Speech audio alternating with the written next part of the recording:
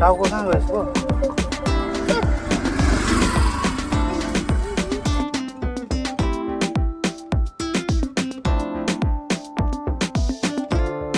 Hello everyone,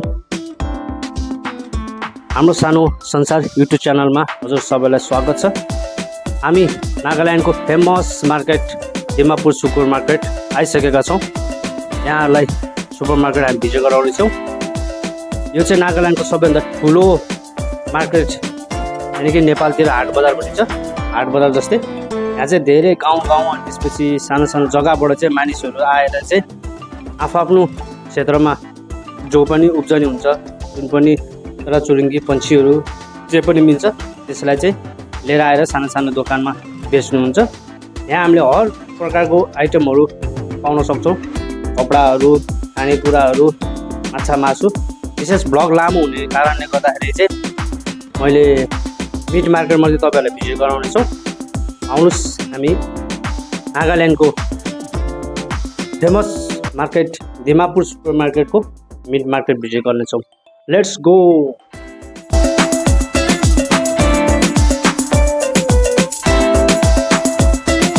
यदि तपाईँहरू कोही नागाल्यान्ड आउनुहुन्छ अनि नयाँ केही डिस टेस्ट गर्न चाहनुहुन्छ या हेर्न चाहनुहुन्छ, नागाको मार्केटमा मिट मार्केटहरूमा के देख्न सकिन्छ भनेर तपाईँहरूले जिज्ञासु हुनुहुन्छ भने चाहिँ यदि तपाईँले देख्नुहुनेछ, विशेष यहाँ दिमापुरमा चाहिँ मैले एउटा विचार गरेँ, ओपन रूपमा यहाँ कुकुरहरू बाहिर हाम्रो जसरी भुसिया कुकुर भन्छ त्यसरी हिँडेको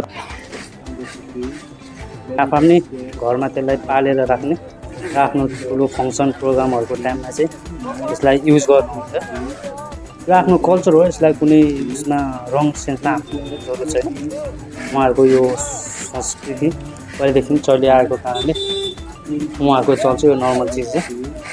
बजारमा हेर्दाखेरि हामीले धेरै कुराहरू देख्यौँ, यहाँ तपाईँहरूलाई पनि देखाउँदैछु।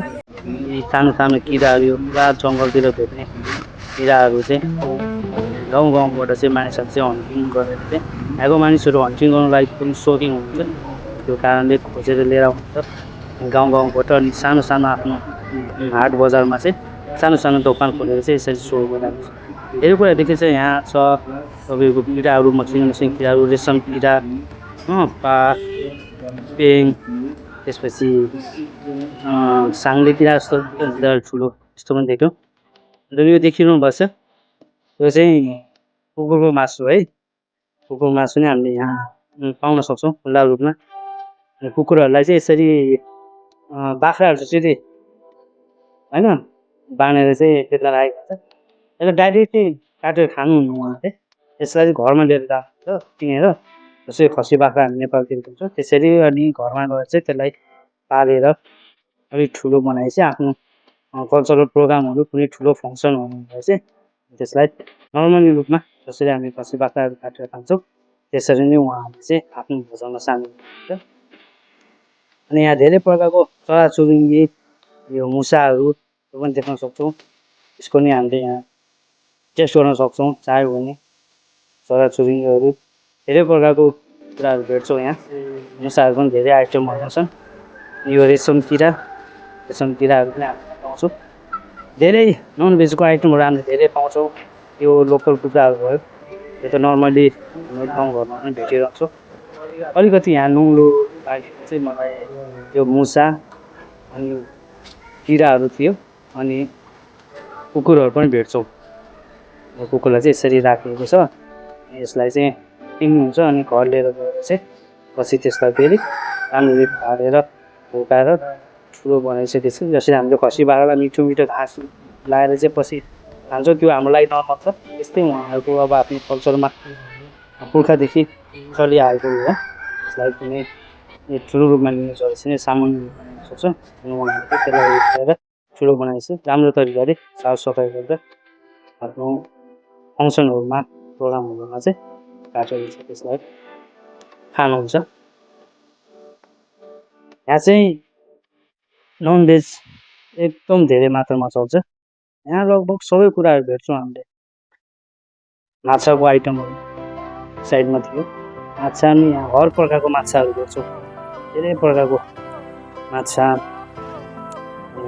चिकनहरू त नर्मली भयो क्या माछाको धेरै आइटमहरू हामी हेर्छौँ माछामा नि धेरै जातिहरू थियो त्यहाँ धेरै प्रकारको थियो पाहरू देख्न सक्छौँ पाहरू भेटिन्छ नर्मली दुधमै पेङ सबै कुराहरू चाहिँ देख्न सकिन्छ यहाँ यो रेशम किराहरू भयो रेशम किरालाई चाहिँ हामी यहाँ प्रशस्त रूपमै देख्यौँ त्यहाँ पाइन्छ रेशम किराहरू पनि तपाईँहरूले देख्न सक्छ अगर तपाईँ नन भेजिटेरियन हुनुहुन्छ र न्यू टेस्ट चाहने व्यक्ति हुनुहुन्छ नि तपाईँको लागि चाहिँ यो ठाउँ एकदम भवाले हुन्छ यो चाहिँ पाए हाम्रो लोकल एरियातिर नै भेटिने गाउँहरूले हिँड्छ यो चाहिँ मैले पनि टेस्ट गरेँ यो चाहिँ भवाले चिजलाई चाहिँ तपाईँले राम्ररी सफा गरेर अनि छिलेर खायो भने चाहिँ सानसानो परेवाहरू खाएको जस्तै हुँदो रहेछ त्यसलाई ट्राई गरेर खानु भने अरू त सक्दिनँ यो सुकाएर माछाहरू पनि राखेको थियो धेरै प्रकारको माछाहरू यो मार्केट चाहिँ एकदम फेमस मार्केट थियो यो बुधबारको दिनमा लाग्छ तपाईँ नागाल्यान्ड जानु यो मार्केट जान सक्नु यहाँ हर चिजहरू पाउनुहुन्छ तपाईँले कपडाहरू पनि सस्तो सस्तोमा पाउनुहुन्छ सब्जीहरू हर प्रकारको अगर भेजिटेरियन हुनुहुन्छ भने यो लागि पनि राम्रो मार्केट हो यहाँ भेजिटेरियनको लागि पनि बहुत प्रकारको सब्जीहरू हुन्छ धेरै राम्रो माछाहरूको धेरै आइटमहरू यो चाहिँ के भन्छ यसलाई यार के नाम बिर्सियो यसको फेरि घुङ्गीहरू पनि हामी देख्छौँ यो सानसानो पाहाड देखेछ घुङ्गीको पनि धेरै प्रकारको थियो किराहरू सबलाई हामीले देख्न सक्छौँ त्यहाँ अनि यो साङ्ले किरा जस्तो थियो हाम्रो चाहिँ कक्रोच घरतिर देखिन्छ तर अलिक ठुलो साइजमा थियो यसलाई पनि उहाँले सजिलै तरिकाले चाहिँ आफ्नो भोजनमा सामेल गर्नुहुन्छ नर्मल छ उहाँहरूको लागि यहाँ चाहिँ हन्टिङमा एकदम सोकिङ हुनुहुन्छ उहाँको पुर्खाहरू अनि उहाँको कल्चरैमा छ यो उनी नौलो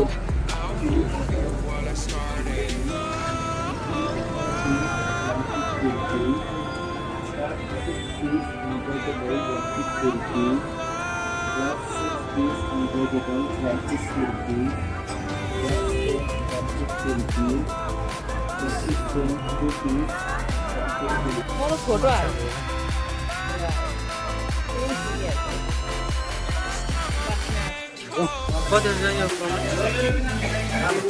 कुकुर मासु पनि ट्राई गर्ने कि विचार गरेको थिएँ तर त्यति आँट चाहिँ आएन कुकुर मासु चाहिँ अलिक सकिएन नेक्स्ट टाइम घुम्न गइयो भने चाहिँ ट्राई गर्नु पर्ला भन्ने सोचेको छौँ दामी छ यदि तपाईँहरू नागाल्यान्डमा आउँदै हुनुहुन्छ घुम्नको लागि अथवा नागाल्यान्डतिरै हुनुहुन्छ भने यो मार्केट चाहिँ एकचोटि पक्का भिजिट गर्नुहोस् भवाले रमाइलो भवाले इन्ट्रेस्टिङ छ हर चिजहरू हर कुराहरू तपाईँहरू यो त सानो हुन्छ यार हर कुराहरू देख्न सक्नुहुन्छ सपिङको कुराहरू विशेष नेपालीहरूको लागि चाहिँ यो भ्लग चाहिँ तपाईँहरूलाई हेल्पफुल हुनेछ तपाईँले यहाँ आएर चाहिँ भिजिट गर्न सक्नुहुन्छ यहाँ हर प्रकारको कुराहरू तपाईँले पाउनुहुन्छ अब सपिङहरू गर्न चाहनुहुन्छ भने सस्तोमा तपाईँले यहाँ सपिङ गर्न सक्नुहुन्छ अनि माछाहरू सबै प्रकारको थियो हामीले चाहिँ अलिकति झिँगा माछा पनि ट्राई गर्न झिँगा माछा लियौँ सेहरू लिन सकेन अनि एक प्रकारको यहाँ साँप जस्तो देखिने माछा सायद बाम माछा होला बाम माछा जस्तो देखिन्छ तर बाम माछा भन्ने त्यहाँ अलिकति ठुलो हुने रहेछ 1 केजी हाल्दै थियो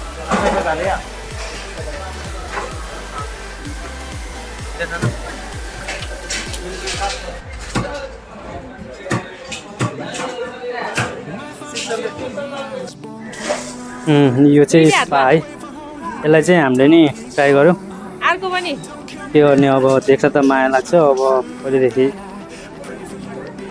नन भेजिटेरियन पऱ्यो है माछा मासु खाने बानी न्यू टेस्ट गरौँ त भन्ने लागिहाल्छ अब त्यसको लागि चाहिँ सरी चाहिँ हामीले पनि टेस्ट गऱ्यो बाँकी कुकुर त अलि आँटा आएन अनि त्यो साँप जस्तो देखिने त्यो साँप त्यो बाम माछा त होइन रहेछ त्यो साँप पनि हो कि होइन त्यो साँप पनि क्लियर भन्नु मिल्दैन त्यो पनि ट्राई गर्ने विचार गऱ्यो लिएर जाँदैछु छोरी चाहिँ डराइरहेछ यसलाई फाल्किने साँप फुटाएर भन्दैथ्यो ठिक छ यसलाई पनि हामी ट्राई गर्नेछौँ बाँकी घुम्ने कुराहरू धेरै छ यहाँ देखाउन लागि तपाईँहरूको लागि भ्लग लानु भएर यो भ्लगलाई चाहिँ हामी यहीँ छुट्याउँछौँ फेरि तपाईँहरूलाई नेक्स्ट भ्लगमा हामी फेमस नागाल्यान्डको लुङ्गीहरू पाउने wholesale market Hong Kong market video गराउँछौँ तबसम्मको लागि चाहिँ यो भ्लगबाट हामी सबै बिदा हुन्छौँ गुड लक गुड बाई